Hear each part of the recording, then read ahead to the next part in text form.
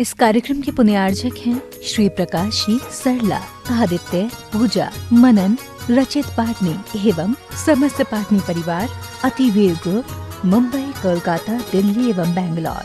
Website www.ativeeradvisory.com, www.vardhamantrusty.com।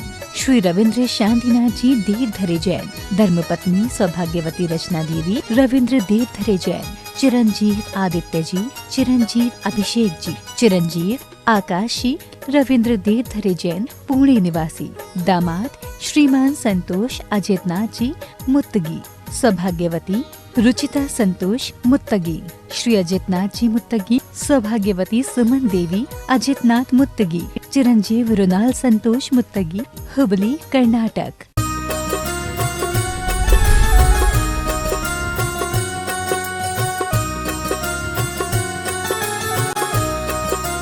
Parshvanath भगवान की जय जय जय। श्रवण संस्कृति के उन्नायक प्रातः श्रवणीय आचार्य भगवंत विद्यासागर जी महामुनिराज की जय जय जय। गुणायतन प्रणेता संघ का समाधान व भावना योग प्रवर्तक तरुणाई के प्रखर वक्ता पूज्य मुनिवर श्री प्रमाण सागर जी महाराज की जय जय जय। पूज्य मुनिवर श्री अरहय सागर जी महाराज की जय जय जय। प्रिय बंधुओं, तीर्थराज सम्मेद शिखर की तलहटी गुणायतन परिसर में आयोजित देश के सर्वाधिक लोकप्रिय कार्यक्रम संघ का समाधान में यहाँ उपस्थित एवं देश विदेश से जुड़ी हुई उन सभी श्रद्धालुओं का जो कि पारस चैनल, जिनवाणी चैनल एवं प्रामाणिक ऐप के माध्यम से घर बैठे इस कार्यक्रम का सीधा प्रसारण देख सुन व आनंद ले रहे हैं, उन सभी का मैं गुणायतन श्री सेवायतन परिवार की ओर से हार्दिक हार्दिक अभिनंदन करता हूं।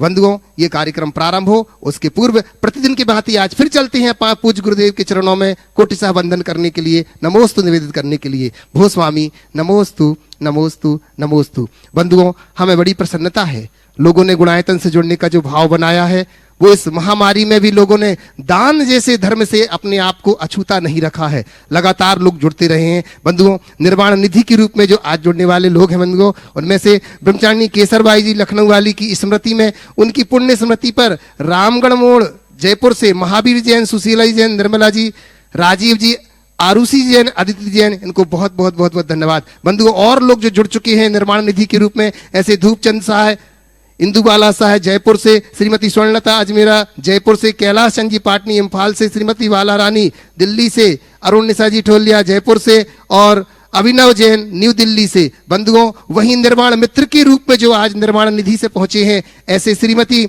स्नेह प्रभा काला, डॉक्टर सुभाष काला जयपुर से है। मैं आपसे निवेदन करना चाहूंगा बंधुओं, जो संपूर्ण विश्व में एक ऐसा आयतन है जो हमें मिथ्यात्व से लेकर के अयोग केवली से भी और ऊपर मोक्ष गमन तक की यात्रा कराने वाला है, ऐसा आयतन भाई गुणायतन, जिसका कार्य यहाँ बड़ी तीव्र गति से चल रहा है। आप सब लोगों से निवेदन है कि आप इससे जुड़ करके अपने जीवन को जरूर धन्य करें। अपन संघ का समाधान के लिए चलते हैं बंधुओं। पूज्य श्री के चरणों में प्रथम प्रश्न के लिए मैं निवेदन कर रहा हूं। महाराज श्री रुचि जी जैन भोपाल से नमोस्तु निवेदित करती हुई कह रहे हैं कि महाराज श्री, मैं प्रतियोगी परीक्षा की तैयारी कर रही हूं, भावना योग की कौन सी कमांड इसमें मदद कर सकती है, अथवा भावना योग किस समय करना उचित होगा जिससे कि हम इस परीक्षा में सफल हो सकें? कृपया समाधान करें। पिछले दिनों अनेक लोगों ने जो प्रतियोगी परीक्षाओं में सहभागिता दी, जबलपुर की एक बहन ने भी किया था और उन्हें कहा कि मैंने नित्य भावना योग किया, उससे मुझे सफलता मिली।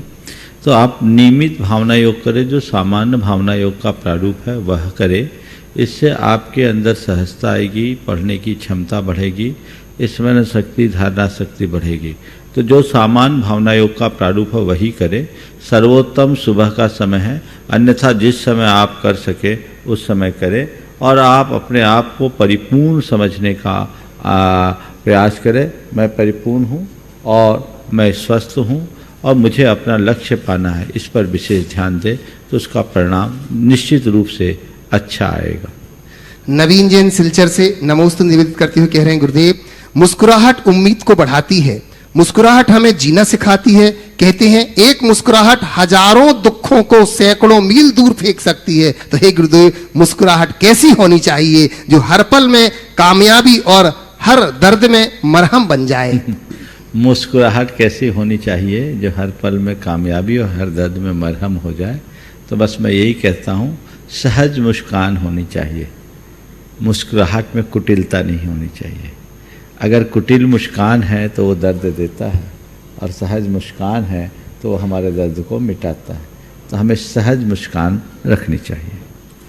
महाराज श्री यश जैन वैशाली नगर अजमेर से नमोस्तु निवेदित करते हुए कह रहे हैं कि जीव और शब्द सबके पास होते हैं, मगर जो अपने लिए जीते हैं वह कहते हैं कह लेते हैं, और जो अपनों के लिए जीते हैं वो सह लेते हैं। तो हे महाराज श्री, हम कह लेना ज्यादा सही है कि सह लेना ज्यादा सही है? क्या बोला? जीव और शब्द सबके पास होते हैं, अपने लिए जीते हैं वो कह लेते हैं, और जो दूसरों के लिए जीते हैं वो सह लेते हैं। तो कह लेना अच्छा है कि सह लेना अच्छा है?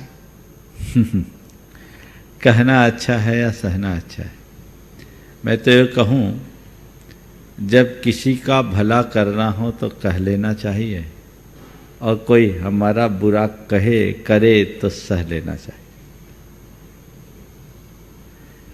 महाराज श्री विवेक जैन, जो कि गुनावाली सिंगापुर में अभी निवासरत है, आपके चरणों में वंदन करती हुई, नमोस्तु निवेदित करती हुई कह रहे हैं कि महाराज श्री, हम लोग महीनों पहले से भारत आने के लिए अपने प्लान बनाते हैं।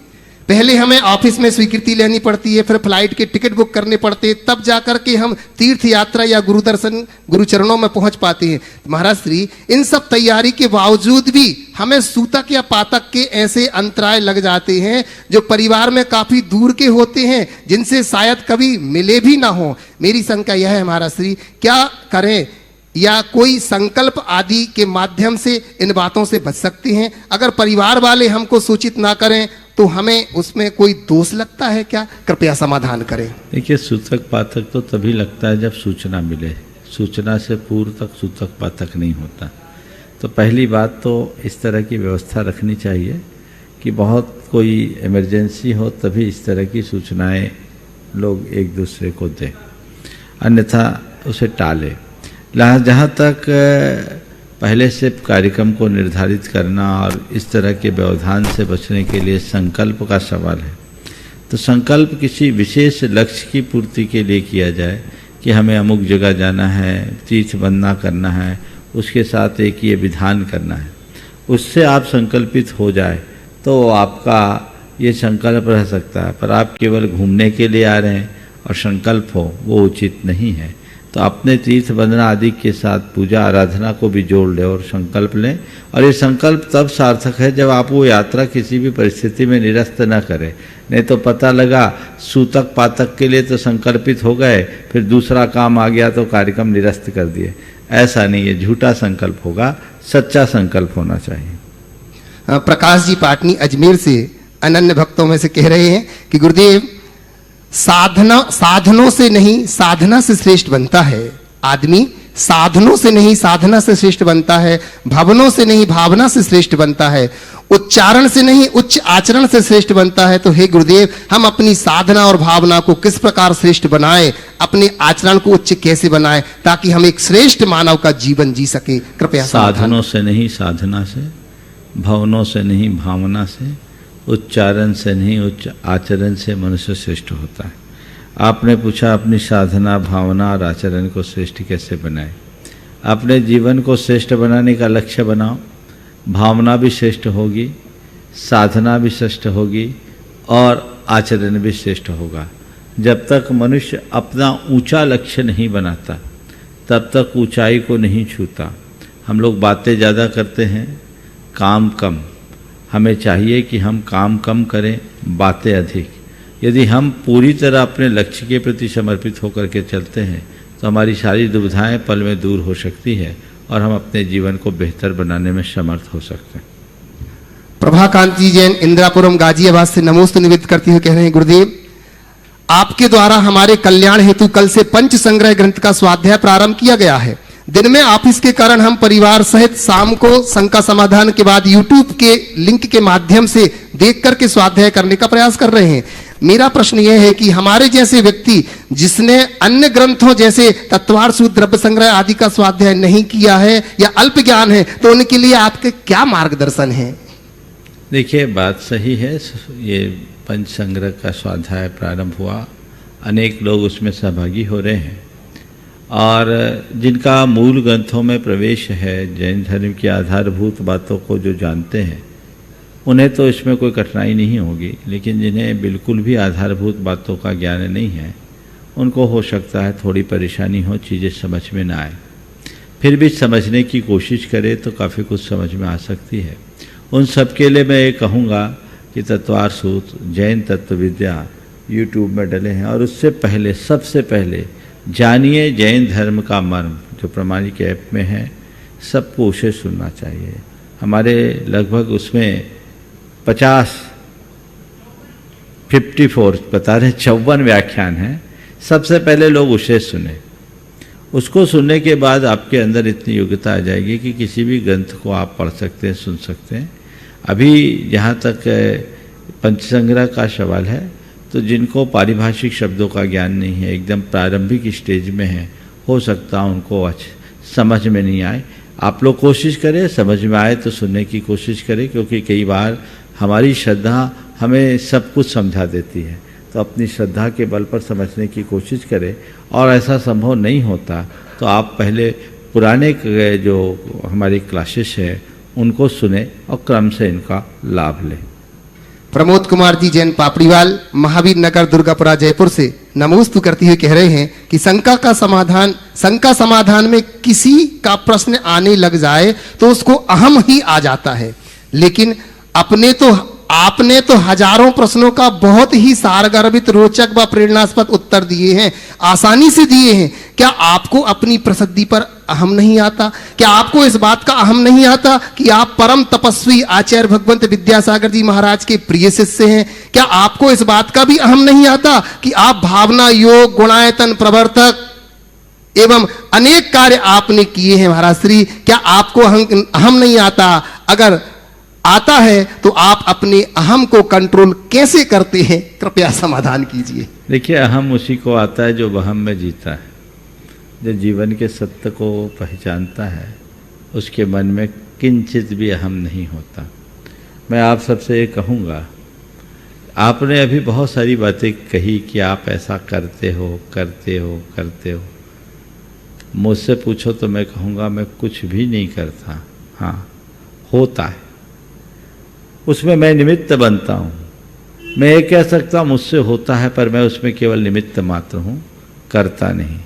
और मनुष्य हर क्रिया में अपने आप को निमित्त मात्र मान ले, जो कि एक वास्तविकता है, तो उसका अहम बहम सब दूर हो सकता है। रचना जयचंद पाटनी एलोरा से नमोस्तु निवेदित करती हुई कह रहे हैं महाराज श्री, घृणा और नफरत के वायरस सभी ओर ना फैलें, इसके लिए प्रेम और विश्वास का मास्क पहनते समय किन बातों का ध्यान रखना चाहिए? घृणा और नफरत का वायरस सब और न फैले, इसके लिए प्रेम और विश्वास का मास्क पहनते समय किन बातों का ख्याल रखना चाहिए? देखिए, स्वार्थ और कपट का हाथ न लग जाए। समझ गए? जब स्वार्थ और कपट का हाथ लगने लगता है तो प्रेम और विश्वास खंडित होने लगता है, और जब प्रेम और विश्वास खंडित हो जाएगा, वो धूमिल हो जाएगा, तो फिर घृणा और नफरत का वायरस अपना आतंक मचाए बिना नहीं रह पाएगा। सोनम मोदी खुरई से नमोस्तु निवेदित करती हुई कह रहे हैं महाराज श्री, समस्या आने पर न्याय नहीं समाधान होना चाहिए, क्योंकि न्याय होता है तो एक के घर दिया जलता है और समाधान होता है तो दोनों संतुष्ट होते हैं। तो हम ऐसा क्या करें कि समस्या के वक्त हम अपनी सोच को सकारात्मक रख सकें और न्याय की जगह समाधान पर फोकस कर सकें? क्योंकि जब हमारी गलती होती है तो हम समाधान चाहते हैं और सामने वाले की गलती होती है तो न्याय चाहते हैं। कृपया समाधान करें। समस्या हो तो समाधान चाहिए, न्याय नहीं। न्याय एक को संतुष्ट करता है और समाधान दोनों को। आपने पूछा है, बिल्कुल सही, हमारी समस्या होती है तो हम न्याय चाहते हैं, और दूसरों की, हमारी समस्या हो तो समाधान चाहते हैं, और दूसरों की समस्या होती तो हम न्याय चाहते हैं। ये मनोवृत्ति ठीक नहीं है। मैं एक ही बात कहता हूँ, एक तरफ न्याय है और एक तरफ समाधान है। जब आप न्याय की बात करोगे तो एक घर में ही उजाला होगा, लेकिन यदि समाधान चाहते हो तो धर्म की दृष्टि पालो। जिसके अंदर धर्म की दृष्टि है वो समाधान पाएगा। और धर्म हमारी सोच को बदलता है, हमारे चिंतन को बदलता है। तो हमारी समस्या भी हमारे लिए एक बहुत बड़ा माध्यम बन जाती है अपने जीवन को बदलने का। यदि ऐसी दृष्टि हो, अंतर्दृष्टि हो, तो वो रास्ता खुल जाता है। हमें उस तरह की दृष्टि रखनी चाहिए, सोच को परिवर्तित करें, धर्म का आलम्बन लें, सकारात्मक दृष्टि रखें। जैसा हम अपने लिए सोचते हैं वैसा ही सामने वालों के लिए भी सोचना शुरू कर दें, तो ये दुविधा बहुत सहजता से समाप्त हो सकती है। संजय सीमा मोदी बाकल जिला कटनी से नमोस्तु निवेदित करते हुए कह रहे हैं कि इस संसार में देखने के लिए बहुत सारे खूबसूरत स्थान हैं, पर सबसे खूबसूरत जगह है बंद आंखें से अपनी भीतर देखना। तो हे गुरुवर, ऐसी कला हम कैसे सीखें कि हम अपनी भीतर देख पाए? कृपया। बंद आंखों से अपने भीतर कैसे देख पाए? बाहर झांकने की आदत को तो पहले मिटाएं। लोग तो आंखें बंद करके भी अपने को नहीं, बाहर ही देखते हैं। अभ्यास चाहिए। अंतर्मुखता जीवन की एक बहुत बड़ी साधना है, लेकिन ये केवल बातों से नहीं हो सकती। जो अंदर से जागता है वही अंतर्मुख हो पाता है। जब मनुष्य स्वयं से स्वयं का संवाद स्थापित करने के लिए कटिबद्ध होता है तो उसकी दृष्टि से पर हटने लगता है, उसकी तरफ दृष्टि ही नहीं जाती, और पर से हटकर पर की तत्परता जब छूटती है, अपने आत्मा के साथ उसका केंद्रीकरण होता है, तब वह स्वयं के साथ संवाद स्थापित करने में समर्थ हो पाता है। सोनम दीपक जी जैन अशोकनगर से नमोस्तु निवेदित करती हुए कह रहे हैं, महाराज श्री, जीवन में आपको रोकने टोकने वाले कोई हैं तो उनका एहसान मानिए, क्योंकि जिस बाग में माली नहीं होते हैं वो बाग जल्दी उजड़ जाते हैं। तो हे गुरुवर, हम अपने जीवन रूपी बागान को कैसे सुरक्षित रखें कि उजड़ ना पाए, और हम अपने जीवन का माली किसे बनाएं? कृपया समाधान कीजिए। जीवन के बागान को कैसे रखें कि उजड़ ना पाए, और जीवन की बगिया का माली हम किसे बनाएं? देखिए, माली कौन होता है? जो पेड़ों को न केवल उजड़ने से बचाए, अपितु पेड़ बढ़ते रहे इसका भी ध्यान रखे, और न केवल पेड़ों के उजाड़ और सुरक्षा के प्रति सावधान रहे, अपितु उसमें उगने वाले फल फूल की सुरक्षा भी जो सुनिश्चित करे, उसे ही बागवान या माली बनाया जाता है। हम अपने जीवन के बागबान की बात करते हैं, तो हमें अपने जीवन के बागबान के रूप में एक ऐसे तत्व का आलम्बन लेना चाहिए जो हमें बुराई से बचाए, अच्छाई से जोड़े, जो हमारी बुराइयों का विनाश करे, अच्छाइयों की पुष्टि करे, और साथ ही साथ हमारे सद्गुणों की रक्षा में सहायक हो। और ऐसा करने वाला यदि धरती पर यदि कोई है तो वह केवल सद्गुरु है। जो सद्गुरु की शरण में रहता है उसका जीवन का ये बाग हमेशा हरा भरा होता है। महेंद्र जी, श्रीमती प्रियंका जी इंदौर से नमोस्तु निवेदित करते हुए कह रहे, महाराज श्री गुरुदेव, अच्छाई व सच्चाई वह सीढ़ियां हैं जो सीधे सीधे परमात्मा से संपर्क करा सकती हैं, लेकिन परेशानी तो यह है कि अच्छा और सच्चा तो हम सभी बनना चाहते हैं, किंतु अच्छाई और सच्चाई के बगैर, तो महाराज श्री क्या ऐसा कोई शॉर्टकट है, ऐसा कोई शॉर्टकट मार्ग है जो अच्छाई और सच्चाई के बगैर हमें परमात्मा से जोड़ सके? देखिए, अच्छा और सच्चा तो बनना चाहते हैं, पर अच्छाई और सच्चाई के बगैर मैं ये कहना चाहता हूँ, जो लोग अच्छा और सच्चा बनना चाहते हैं वे तब तक अच्छा और सच्चा नहीं बन पाएंगे जब तक दूसरों के नज़र में अच्छा और सच्चा बनने की कोशिश होगी। जब तक मनुष्य दूसरों की नज़रों में अच्छा और सच्चा बनने की कोशिश करेगा तब तक वो ना अच्छा बनेगा ना सच्चा बनेगा। लेकिन जिस दिन खुद के नज़रों में अच्छा और सच्चा बन जाएगा, उस दिन उसके जीवन में अच्छाई और सच्चाई स्वयं प्रविष्ट हो जाएगी। तो हम दूसरों की नज़रों में अच्छा बनना चाहते हैं, सच्चा बनना चाहते हैं। उसका तात्पर्य केवल इतना है कि हम अच्छा बनना नहीं चाहते, अच्छा दिखना चाहते हैं। न केवल अच्छा दिखना चाहते हैं अपितु अच्छा कहलाना चाहते हैं। संत कहते हैं, ना अच्छा दिखने की कोशिश करो, ना अच्छा कहलाने की कोशिश करो, अच्छा बनो और अच्छा हो जाओ। जीवन में सब कुछ अच्छा होगा। सुशीला अशोक जी पाटनी किशनगढ़ से नमोस्तु निवेदित करती हुई कह रहे हैं महाराज श्री कि जैन धर्म के संदर्भ में प्रायः ये कहा जाता है कि जैन धर्म का उद्भव वैदिक धर्म से हुआ है, क्या ये सही है?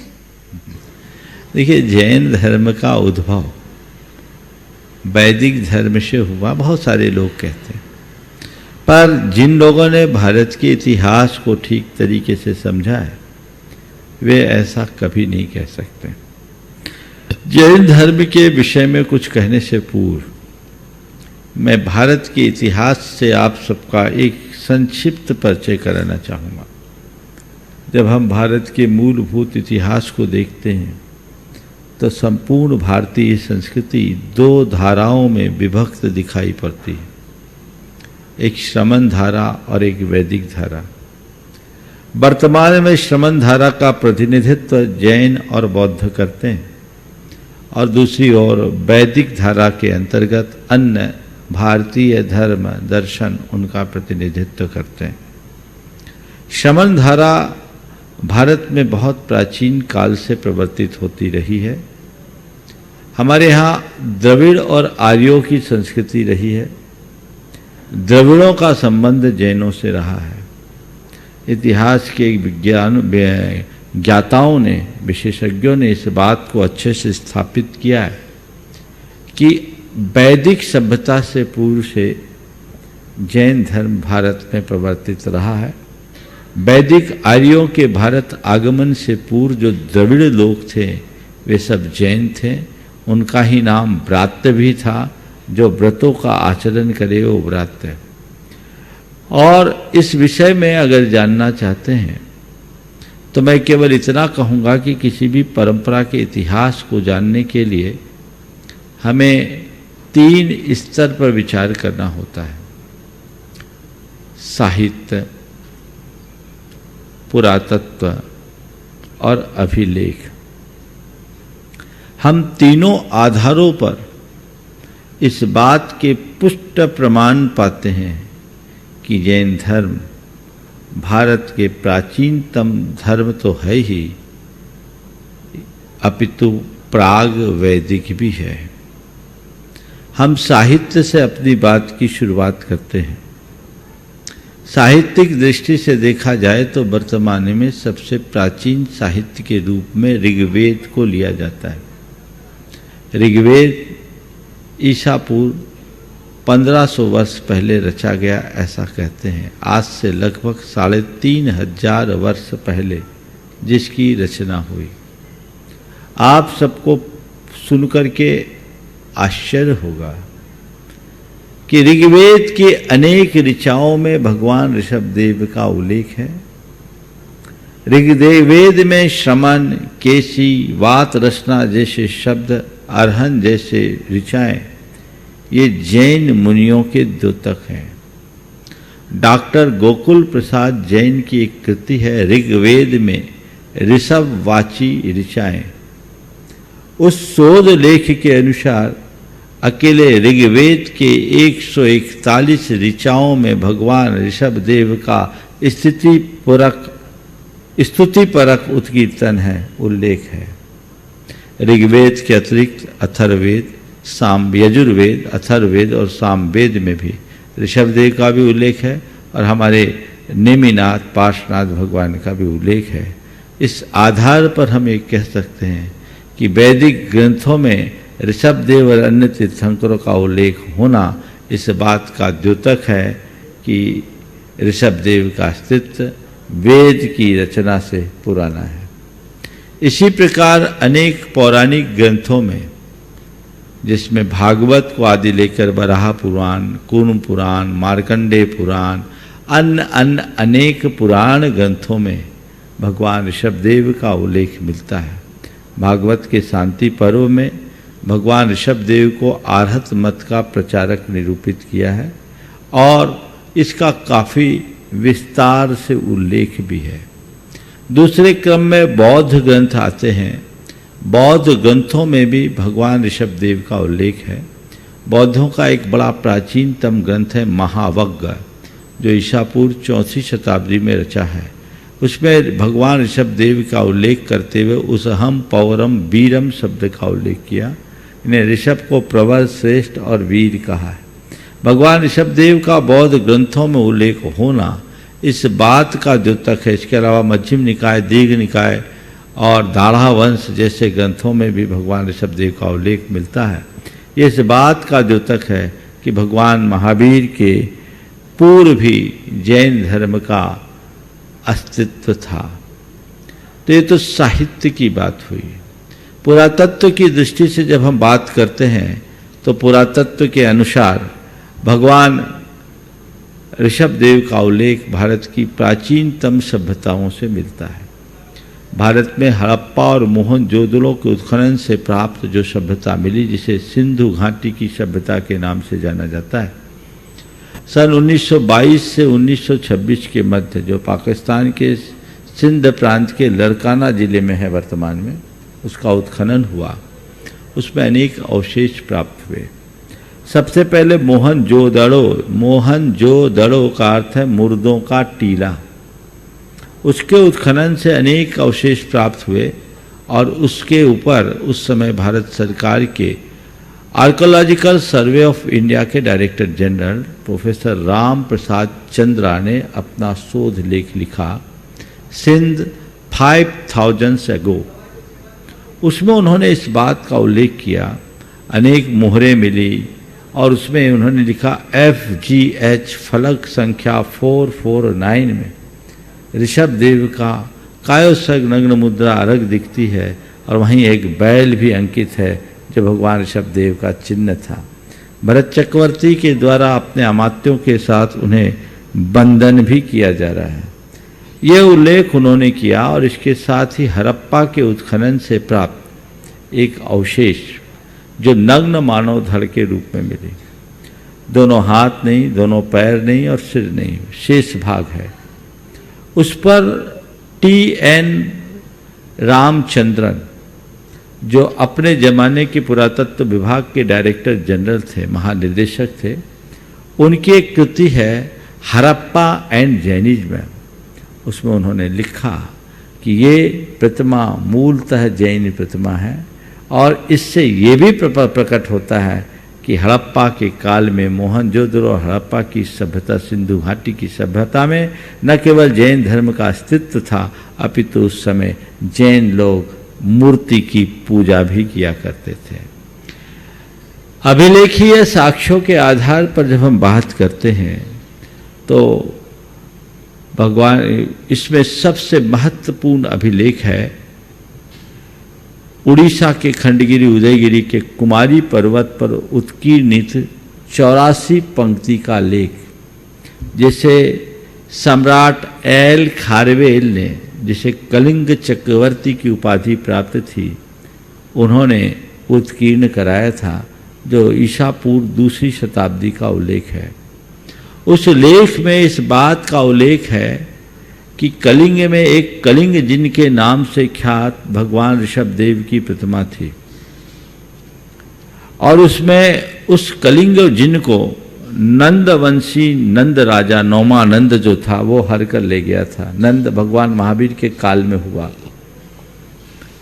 जब इसका पता लगा कलिंग राजा खारवेल को, जो लगभग 150 वर्ष बाद हुआ, 150-200 वर्ष बाद, तो उसे बहुत दुख हुआ कि हमारी इस महान विभूति को मागधों ने हर लिया, हम उसे वापस लाएंगे। उस समय मगध की राजधानी पाटलिपुत्र हो गई थी और वहाँ का राजा पुष्यमित्र था। एल खारवेल ने पुष्यमित्र पर ससैन्य चढ़ाई करके उसको पराभूत किया, हराया और कलिंग जिन को वहाँ से लेकर गजरथ पर सवार कर अपने कलिंग में ले गया और वहाँ उसने बहुत बड़ा उत्सव किया। नमो अर्हंतानम, नमो सब्ब सिद्धानम से प्रारंभ उस शिलालेख में इन सब बातों का उल्लेख है। मथुरा के कंकाली टीला से प्राप्त अवशेषों में भी भगवान ऋषभदेव और जैन धर्म के अस्तित्व का पता चलता है। मथुरा के कंकाली टीला में एक देव निर्मित स्तूप मिला। उस स्तूप को देव निर्मित इसलिए कहा जाता है क्योंकि उस स्तूप के रचना काल का किसी को पता नहीं। प्रोफेसर रमेश चंद्र शर्मा जो भारत के एक स्थापित इतिहासकार हैं, उनके अनुसार ईसा पूर्व 7वीं शताब्दी में उसका जीर्णोद्धार हुआ, यानी भगवान महावीर से पहले जिसका जीर्णोद्धार हुआ। तो ये इस बात का सबल प्रमाण है कि भगवान महावीर से पूर्व जैन धर्म का पूर्ण अस्तित्व था। इन्हीं आधारों पर अनेक विद्वानों ने अपने अभिमत प्रकट किए हैं।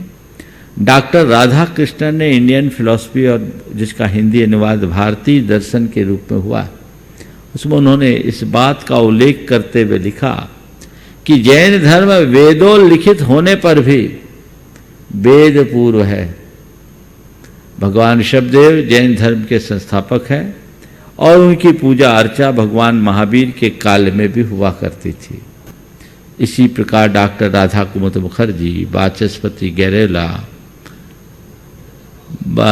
वासुदेव शरण अग्रवाल, जयशंकर प्रसाद, रामधारी सिंह दिनकर आदि, मैक्स मूलर, हरमन जैकोबी जैसे अनेक प्राच्य और पाश्चात्य विद्वानों ने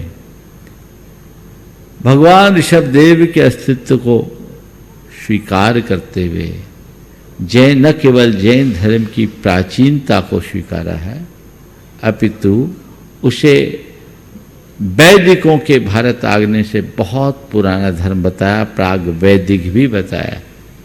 इसलिए कौन धर्म किससे निकला इसमें नहीं जाना चाहिए। ये बात मैं इसलिए नहीं कह रहा हूँ कि जैन धर्म पुराना है तो अच्छा है और कोई धर्म नया है तो खराब है। धर्म धर्म होता है, न नया होता है न पुराना होता है। लेकिन इतिहास की जब हम बात करते हैं तो हमें ठीक तरीके से समझना चाहिए। भारतीय संस्कृति के विकास में जैन धर्म का महान योगदान है। ये भारत का मूलभूत धर्म है, भारत की धरती में प्रसूत धर्म है और सर्वजन ग्राह्य धर्म है। हमें इसकी गहराई को समझना चाहिए। जिन लोगों को जैन धर्म के इतिहास के विषय में बृहद रूप से जानना है, डॉक्टर कैलाश चंद जैन की कृति है जैन धर्म का बृहद इतिहास, हिंदी और अंग्रेजी दोनों में 3 वॉल्यूम है, उसे पढ़ सकते हैं। और संक्षेप में जिन्हें जानना है तो हमारी कृति है जैन धर्म और दर्शन, उसमें एक चैप्टर है और उसमें इन सब बातों को अत्यंत संक्षेप में उल्लिखित किया गया है। एक बार जरूर पढ़ें ताकि न केवल आपको जैन धर्म का अपितु भारतीय संस्कृति के भी इतिहास का बोध मिल सकेगा। इसके साथ ही डॉक्टर ज्योति प्रसाद जैन की एक कृति है भारतीय इतिहास एक दृष्टि, उस पुस्तक को भी सभी व्यक्तियों को पढ़ना चाहिए। इनसे आपको जैन धर्म के इतिहास का तो पता लगेगा ही, भारतीय संस्कृति के इतिहास के अनेक अछूते पहलुओं से भी परिचय होगा। अरहंत पायल हितंकर जैन प्रेमी परिवार कटनी सतना से नमोस्तु निवेदित करती हुई कह रहे हैं महाराज श्री, वक्त का पीछा नहीं किया जा सकता, फिर भी आज जिंदगी इतनी तेज रफ्तार से चल रही है कि आज किसी के पास अपने लिए समय ही नहीं है। ऐसे में महाराज श्री हम तो वहीं के वहीं रह जाते हैं और वक्त हमसे जीत जाता है। तो हम ऐसा क्या करें कि हम भी अपनी रफ्तार को वक्त की रफ्तार के समान कर सकें? कृपया समाधान करें। एक बार किसी ने कहा था आज सबके पास वक्त कम है। मैंने कहा वक्त कम है कि लोग कम वक्त है मुझे पता नहीं। वक्त की कमी उन्हें खलती है, उन्हें नहीं खलती जिनके पास समय का अभाव हो, जो व्यस्त हों। वक्त की कमी उन्हें नहीं खलती जो व्यस्त हों, वक्त की कमी केवल उन्हें खलती है जो अस्त व्यस्त हों। आप व्यस्त रहें, अस्त व्यस्त नहीं। जो भी काम करना है सिस्टमेटिक तरीके से करें, अपनी प्राथमिकताओं को सुरक्षित रखते हुए करें। जो करने योग्य है वो करें और जो करने का योग्य है उनसे बचें। यदि ये बात आप रख करके चलेंगे तो आपको कहीं कठिनाई नहीं होगी। अनावश्यक कार्यों में हम अपना समय गंवा देते हैं जिसका कोई अर्थ नहीं। यदि उस घड़ी हम हर बात की पूर्वापूर्व समीक्षा करके करे तो ऐसी दुविधाएं कभी नहीं आ सकती। रिद्धि जैन किशनगंज से नमोस्तु निवेदित करते हुए कह रहे हैं महाराज श्री गुरुदेव, शास्त्रों में कहा गया है कि कलयुग एक घोर पाप से भरा हुआ युग है, लेकिन मेरा मानना है कि ऐसा नहीं है, क्योंकि पाप तो 5 ही प्रकार में सीमित है, वही पुण्य इतने हैं कि पुण्य के प्रकार या गिनती सीमित नहीं है। अगर कलयुग घोर पापियों का युग होता तो क्या इस युग में तीर्थंकर समान आचार्य विद्यासागर जी गुरुदेव जन्मते? क्या जैन धर्म का प्रचार होता और ये तीर्थ होते? क्या हमारे अनगिनत शंकाओं का समाधान करने वाले तीर्थंकर के समान उत्तर देने वाले मुनि प्रमाण सागर महाराज जी होते? गुरुदेव, अगर ये सब कहना सही है क्या कि कलयुग घोर पाप से भरा हुआ है? देखिए, कलयुग घोर पाप से भरा हुआ है, एक कथन अपनी जगह सही है। और कलयुग को हमारे गुरुदेव कहते हैं, इस कलयुग को कलयुग मानने की जगह कलयुग मान लो तो तुम्हारा जीवन तर भी सकता है। जो पाप से भरा है वो पाप से तर सकता है। कलयुग उसके लिए है जो अज्ञानता में जी रहा है, और कलयुग उसके लिए है जिसकी चेतना जागी है।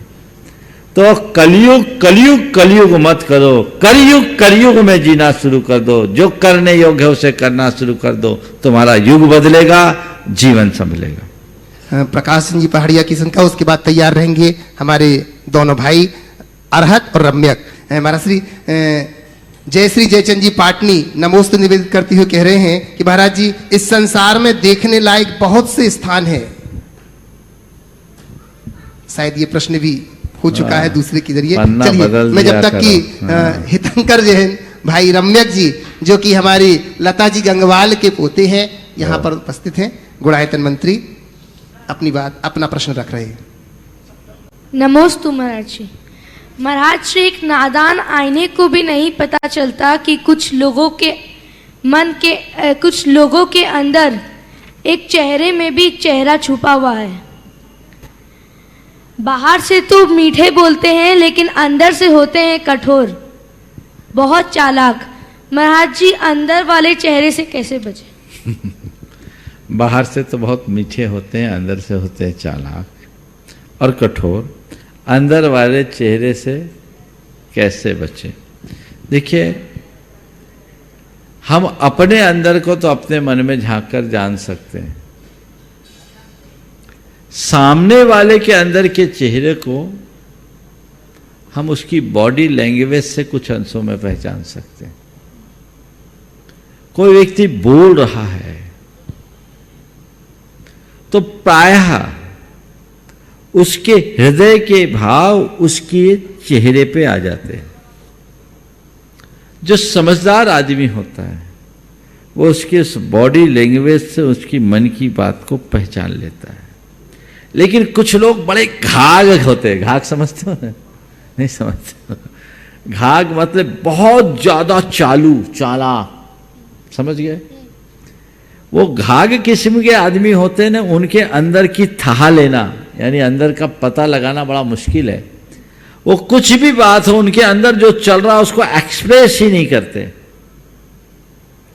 और ऐसे व्यक्ति से बहुत लोग धोखा खा जाते हैं। ये बड़े चालबाज चालाक किस्म के लोग होते हैं। तो ऐसे लोगों से कैसे बचें? तो ऐसे लोगों से बचने का एक ही उपाय है, धोखा खाओ और सबक लो। समझ गए? एक बात जरूर कहता हूं, हमारे यहां नीति ग्रंथों में एक हिदायत दी गई,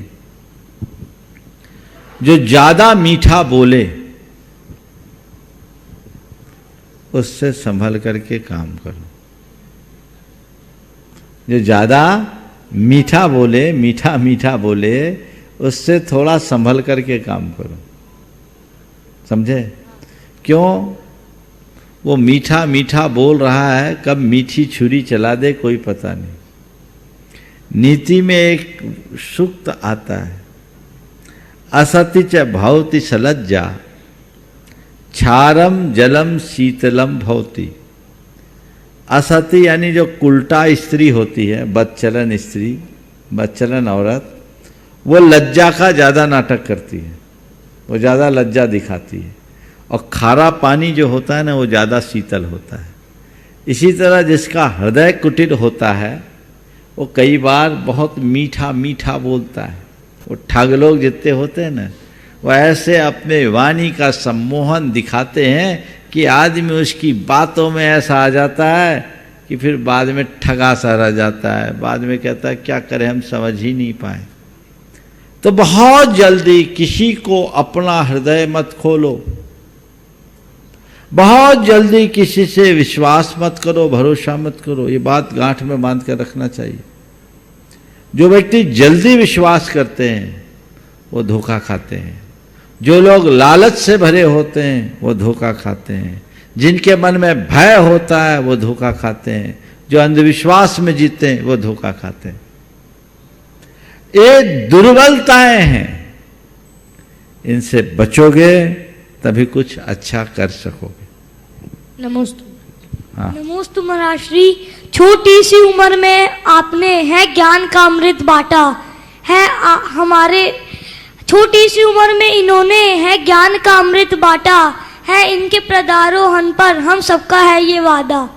एक और चीज महाराज श्री, हर माता पिता अपने बेटे को बड़ा नाज समझते हैं, नाज समझते हैं, मतलब ज्यादा गर्व करते हैं अपने बेटे नाज पे। करते हैं। हाँ, नाज करते हैं, समझते हैं। मेरा मतलब है महाराज श्री, हाँ। आपने छोटी सी उम्र में फैसला ले लिया था महाराज श्री बनने का, और आप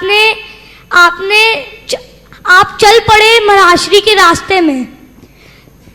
तो महाराज श्री, मेरे को तो 5 दिन हुआ है यहाँ पे आए हुए, और मेरे को तो अपनी मम्मी पापा की याद आ रही है। तो महाराज श्री, आपको तो बहुत साल हो गए हैं अपने मम्मी पापा से मिले हुए, तो महाराज श्री आपको याद नहीं आती है। और महाराज श्री, मैंने तो आपके साथ अपनी फीलिंग शेयर की, आप भी हमारे साथ अपनी फीलिंग शेयर करिए। देखो, बात ऐसी है, दृष्टि का अंतर है, समझ गए? तुमने केवल जन्म देने वाली माँ को माँ माना, समझ गए? हम जीवन देने वाले गुरु को अपना माँ मानते हैं, अपनी माँ मानते हैं, उन्हें समर्पित करके, समझ गए? तो हमें समझ में आ गया कि जीवन की हकीकत क्या है। हम जिस संसार में रह रहे हैं, उस संसार में ये रिश्ते नाते पहली बार नहीं, अनंतों बार हो चुके। पता है हमने कितनी बार जन्म लिया? शायद पता नहीं होगा। हमने अनंत बार जन्म लिया है, अनंत बार मरण भी किया है, और अनंत बार जन्म लिया है तो हमने अनंतों माँ को पाया है, और अनंत बार मरे हैं तो अनंतों माँ को रुलाया भी है, समझ गए? तो हम किस माँ के लिए रोए, किस पिता के लिए चाह करें? अतीत में अनंत माँ, अनंत पिता है। इसलिए अब जब हमें ये समझ में आ गया कि अब बाहर के माता पिता को ना देखकर गुरु में ही सब कुछ देखो, और अपने भीतर के परम पिता को देखो, जो हमारे भीतर का परमात्मा, उसको पहचानो। बाकी ये सब व्यवहार का रिश्ता है, समझे? ये ज्ञान जिसको होता है उसके हृदय में फिर किसी से कुछ कहने और करने की बात नहीं होती। तुम ये सवाल मुझसे कर रहे हो, मुझे तो बहुत लंबा समय हो गया। लंबा समय हो जाने के बाद तो बेटी भी अपने मायके को भूल जाती है। तुम भी अपनी मम्मी से पूछोगे, अब इतने साल हो गए तो अपने पीहर जाने का ज़्यादा मन नहीं होता होगा, है ना? अगर ये सवाल तुम मुझसे पूछने की जगह हमारे भैया जी लोगों से, ब्रह्मचारियों से पूछते ना, तो अभी ताजे ताजे हैं, ये तुम्हें ज़्यादा अच्छे से बता सकेंगे कि याद आती है कि नहीं आती है और कैसे करते हैं, समझ गए? तो तुम भी थोड़ा ज़्यादा दिन रह लोगे ना, तो कहीं तुम्हें ऐसा रंग न लग जाए और तुम्हारी मम्मी और दादी घबरा न जाए, समझ गए? ठीक है। संजय जी जैन प्रेमी परिवार से रायपुर से हमारे बीच में है, अपना प्रश्न रखिए। नमोस्तु महाराज, नमोस्तु महाराज, नमोस्तु महाराज। पिछले 150-200 वर्षों में शिक्षा व्यवस्था के द्वारा भारत का सांस्कृतिक पतन बहुत हुआ है। तो हम वर्तमान में शिक्षा में क्या परिवर्तन लाएं कि हम अपने मूल से जुड़ सकें, हमारे जो टीनेजर्स हैं उनको जोड़ पाएं, और जैसे कि जैन धर्म एक पूर्णतः वैज्ञानिक धर्म है, तो वर्तमान के विकास में जैन धर्म की उपयोगिता हम कैसे साबित कर सकते हैं? देखिए, इस संदर्भ में अनेक बार मैंने चर्चाएं डाली। वर्तमान की जो शिक्षा पद्धति है वो सब मैकाले के द्वारा प्रवर्तित है। इस शिक्षा पद्धति से व्यक्ति का बौद्धिक विकास भले हुआ, पर नैतिक, चारित्रिक और भावनात्मक विकास अवरुद्ध हो गया। वर्तमान शिक्षा नीति को मैं अधूरी नीति मानता हूं। शिक्षा नीति में पूरी तरह बदलाव की जरूरत है, जिसमें ऐसी शिक्षा नीति होनी चाहिए जिससे मनुष्य का परिपूर्ण विकास हो, और परिपूर्ण विकास परिपूर्ण शिक्षा में हो। परिपूर्ण शिक्षा वही है जो हमारे बौद्धिक विकास के साथ नैतिक, चारित्रिक और भावनात्मक विकास भी करे। आज ये पहलू कम होता जा रहा है। सरकारों का ध्यान इस तरफ केंद्रित किया भी गया, लेकिन अभी उस दिशा में बहुत कम सोचा जा रहा है। आजकल लोगों का उद्देश्य केवल अर्थकरी विद्या पर हो गई। पहले हमारे यहाँ एक उक्ति थी, सा विद्या या विमुक्तये। वही विद्या कार्यकारी है जो हमें मुक्ति दिलाए दोषों से, दुर्बलताओं से, दुर्गुणों से। अब उसका अर्थ संदर्भ बदल गया। सा विद्या या अर्थोपलब्ध है, वही विद्या है जो ज़्यादा पैसा कमा सके। अब ये वेस्टर्न कल्चर हम पर हावी हो गया है, जो केवल लर्निंग और अर्निंग की बात करता है। लर्निंग के साथ अर्निंग, हमारे यहाँ कहते हैं नहीं, लर्निंग और अर्निंग तक सीमित रहना ठीक नहीं। लर्निंग और अर्निंग के साथ साथ लिविंग पर ध्यान देना चाहिए। भारत की संस्कृति लर्निंग, अर्निंग और लिविंग की संस्कृति है। वो तत्व हमसे छिटक गया, बहुत दूर चला गया। परिणाम सामने है कि आज के पढ़े लिखे लोग भी थोड़ी सी बात में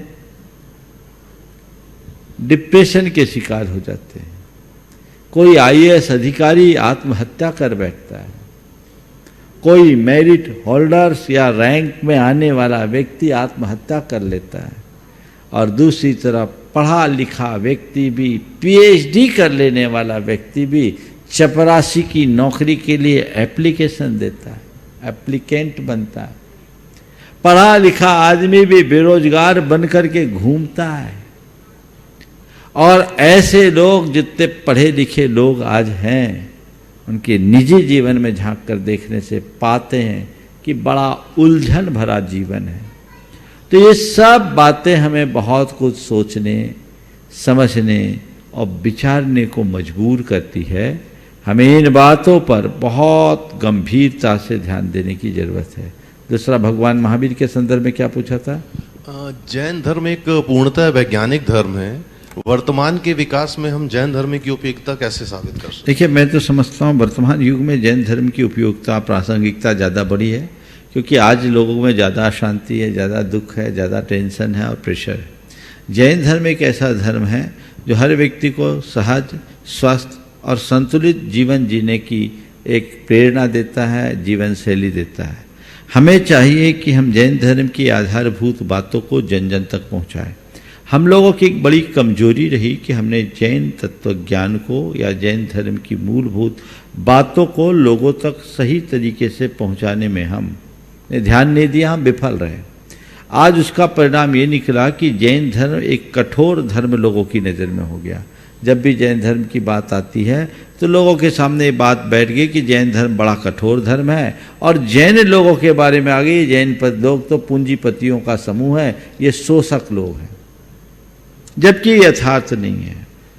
यदि हम जैन धर्म के मूलभूत बातों को लोगों तक पहुंचाएं तो हम पाएंगे कि जैन धर्म एक ऐसा धर्म है जो उदात्त जीवन मूल्यों की प्रतिष्ठा की प्रेरणा देता है।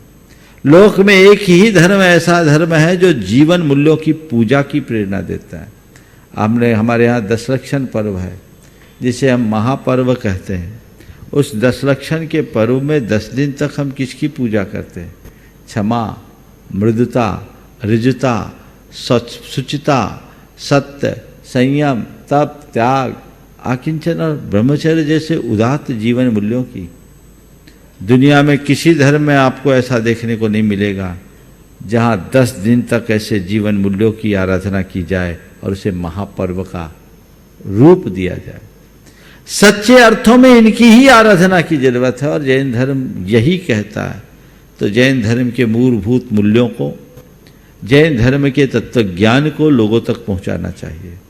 जब हम इसे पहुंचाएंगे लोग जानेंगे कि जैन धर्म क्या कहता है। सत्वेषु मैत्री, गुणेषु प्रमोदम, क्लिष्टेषु जीवेषु कृपा परत्वम, माधस्थ भावम विपरीत वृत्तों, सदा ममात्मा विदधातु देवी। प्राणी मात्र के प्रति मैत्री, सबसे मेरे मैत्री हो। गुणवानों के प्रति मेरे मन में हर्ष का भाव हो। दीन दुखी जीवों के प्रति मेरे हृदय में करुणा का भाव हो। और जो विपरीत विचारधारा के लोग हों उनके प्रति मैं तटस्थ रहूं। ये मूलभूत जैन धर्म है। हमें इन बातों को लोगों तक पहुंचाना चाहिए जो जैन धर्म कहता है कि जीवन के सब प्रकार के उतार चढ़ाव में ठहराव रखो, स्थिरता रखो। यदि ये बात हम लोगों तक पहुंचाने में सफल होते तो जैन धर्म की स्थिति कुछ और होती। हालांकि अभी भी समय नहीं गया, हमारे हाथ में बहुत कुछ है और अभी तो टेक्नोलॉजी का युग है। इस दौर में हम जैन धर्म की मूलभूत बातों को और अच्छे से पहुंचा सकते हैं। हम लोगों का यही उपक्रम होना चाहिए और इसीलिए हम लोग प्रयासरत भी हैं। दूसरी बात, जैनियों के विषय में जो लोग कहते हैं पूंजीपतियों का समूह है, शोषकों का समूह है, जबकि उन्हें ये अगर बताया जाए कि जैन लोग भले संपन्न हैं पर जैन जितने संपन्न हैं उससे कहीं ज़्यादा उदार है। जैनों की जो उदारता की वृत्ति है उसके उदाहरण लोगों तक पहुंचाना चाहिए। जैन समाज ने सदैव उदारता का परिचय दिया है। आज भी हम इतिहास को पलट करके देखें तो अतीत से लेकर वर्तमान तक जैनियों ने समाजोपयोगी जितने कल्याणकारी कार्य चलाए हैं उतना मैं समझता हूँ अनुपातता उतना किसी ने नहीं किया होगा। पुराने समय में भी दानशालाएं, पन्नशालाएं होती थी, औषधशालाएं होती थी। अब वर्तमान में भी आज भी अनेक औषधालय और अनेक विद्यालय, अनेक चिकित्सालय जैन समाज के द्वारा संचालित है। गौशालाएं जैन समाज के द्वारा संचालित है। क्या ये लोकोपकारी कार्य नहीं है? अतीत के उदाहरण को देखो कि जैन समाज ने भामाशाह जैसा नररत्न दिया, जगड़ू शाह जैसा नररत्न दिया।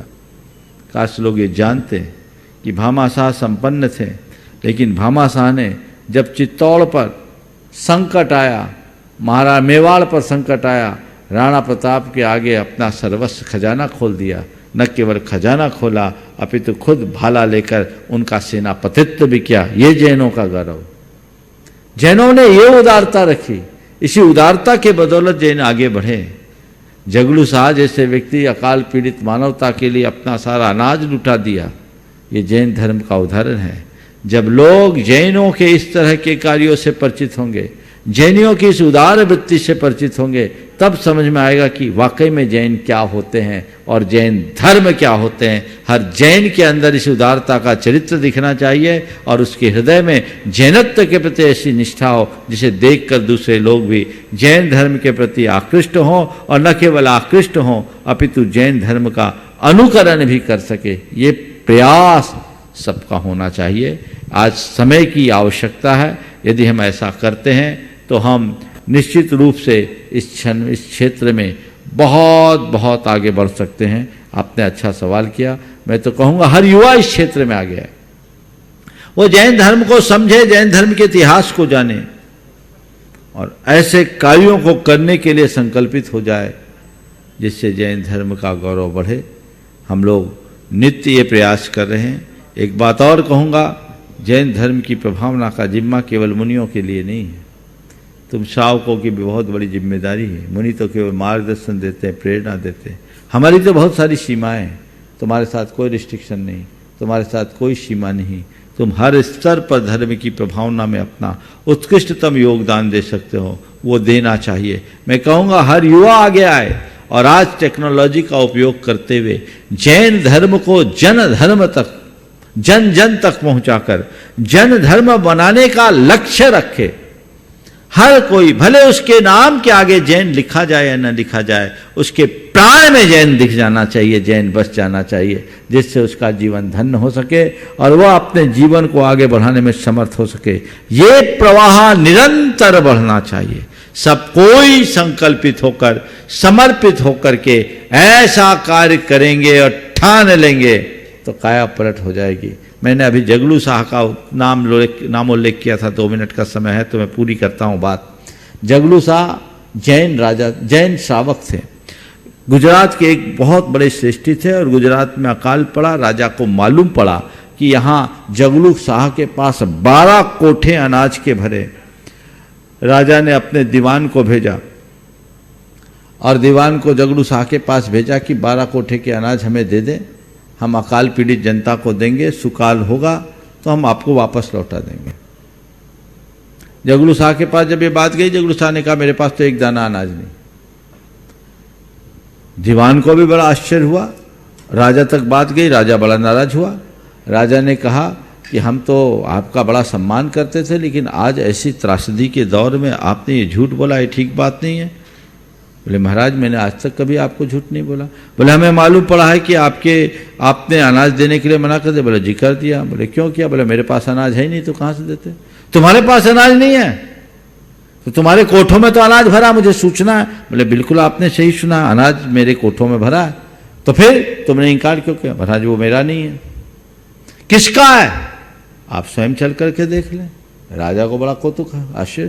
बोले किसका? उसके लिए आपको चलना पड़ेगा, वहीं देखेंगे तब पता चलेगा। राजा जगलू शाह के साथ गया।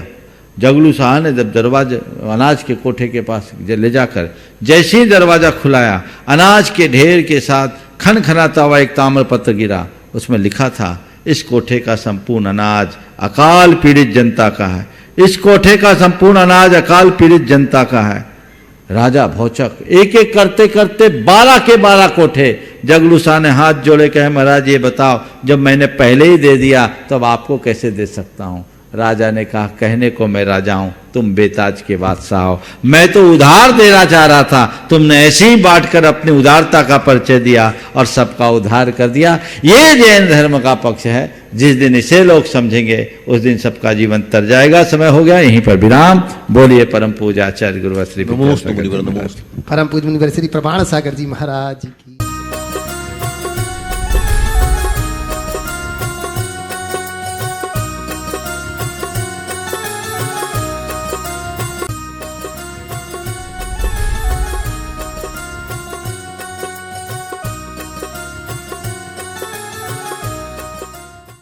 इस कार्यक्रम के पुण्यार्जक थे श्री प्रकाश जी सरला, आदित्य, पूजा, मनन, रचित पाटनी एवं समस्त पाटनी परिवार, अतिवीर ग्रुप, मुंबई, कोलकाता, दिल्ली एवं बैंगलोर।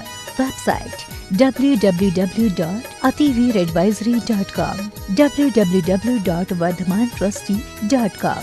श्री रविंद्र शांतिनाथ जी देवधरे जैन, धर्मपत्नी सौभाग्यवती रचना देवी, रविंद्र देवधरे जैन, चिरंजीव आदित्य जी, चिरंजीव अभिषेक जी, चिरंजीव आकाश जी, रविंद्र देवधरे जैन, पुणे निवासी, दामाद श्रीमान संतोष अजितनाथ जी मुत्तगी, सौभाग्यवती रुचिता संतोष मुत्तगी, श्री अजितनाथ जी मुत्तगी, सौभाग्यवती सुमन देवी अजितनाथ मुत्तगी, चिरंजीव रुनाल संतोष मुत्तगी, हुबली।